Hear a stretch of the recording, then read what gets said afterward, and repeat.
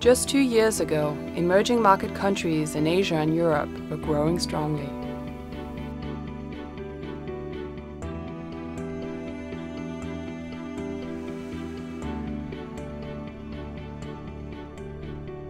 But in 2007, the crisis hit. At first, it seemed emerging markets would be spared. But as financial markets dried up, some countries could no longer finance their budgets. And in 2008, exports were hit hard, leading to job losses and social tensions. Latvia, Hungary, and Pakistan are just some of the countries that have turned to the IMF for help. The fund's financial assistance helps to reduce the impact of the crisis on the citizens of the country by making the adjustment less severe. But some people are already saying that the IMF is only making things worse. In people's minds, it's easy to associate hardship with the IMF. When the IMF is trying to help a country, it's because the country has problems, and it's a bit naive to believe that it could be done without any kind of pain. What is true is that without the help of the IMF, then the solution, certainly in the country, will be even much more painful for the people. For instance, the IMF is often advising countries to raise interest rates and cut spending.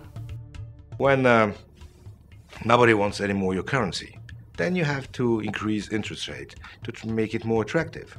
When you have huge public deficit, then you have to take measures to try to reduce it. So when there is a crisis, policy options are often limited. But that's not to say that all countries should follow the same set of policies. What the IMF can do and should do is to work with country authorities to embed more flexibility in program design. In fact, the IMF is changing, even as it seeks to cope with the demands of the crisis.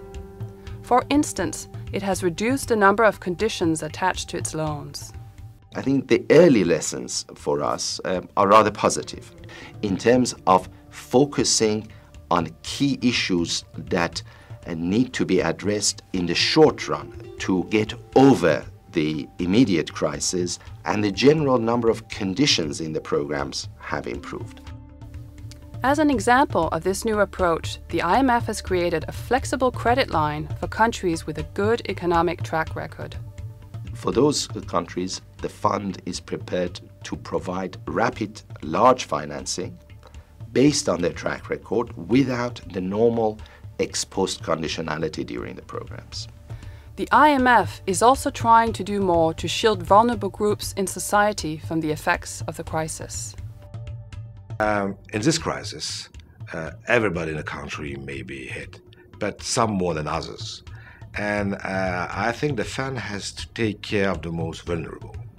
And that's why developing safety net, even in the crisis, is very important. Just to give you an example, the programs for both Pakistan and Ukraine do aim at a targeted social spending increase. Much hardship still lies ahead for countries affected by the crisis. But to many governments around the world, the IMF has become a lender of last resort and a trusted advisor.